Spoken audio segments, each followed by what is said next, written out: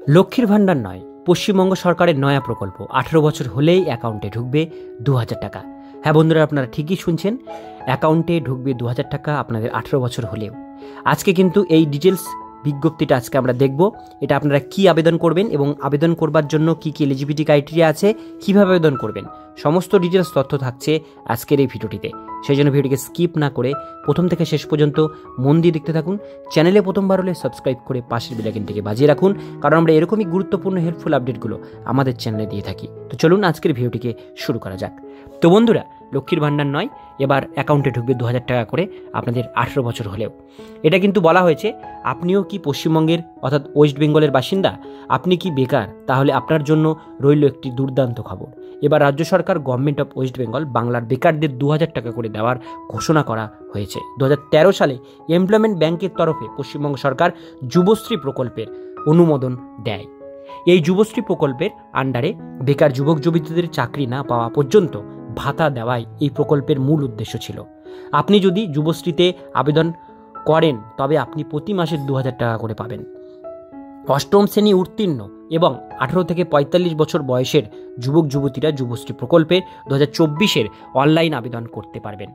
পশ্চিমবঙ্গের মুখ্যমন্ত্রী মমতা বন্দ্যোপাধ্যায় 2013 সালের 1 অক্টোবর 18 বছর বয়সী বেকার যুব উৎসব নামে একটি প্রকল্পের সূচনা করেন, যা পরে যুবশ্রী প্রকল্প নামে নামকরণ করা হয়।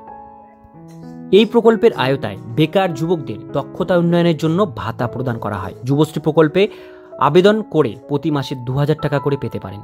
যে সকল নির্বাচিত প্রার্থীরা বিভিন্ন শিল্প সংস্থায় প্রশিক্ষণ নেবেন তারা এই ভাতা পাবেন।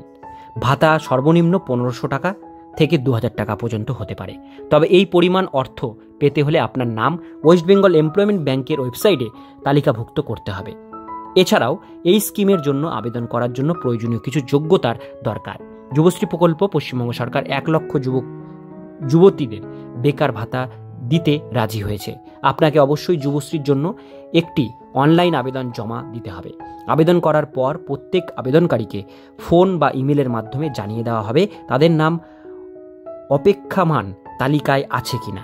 তালিকায় নাম থাকলে 2-3 মাসের মধ্যে আপনার ব্যাংক অ্যাকাউন্টে 2000 টাকা করে আপনারা পেয়ে যাবেন। আপনিও যদি এই প্রকল্পের নাম নিজের নাম তুলতে চান তাহলে আপনার নাম অবশ্যই এমপ্লয়মেন্ট এক্সচেঞ্জ অফিসের নথিভুক্ত থাকা উচিত।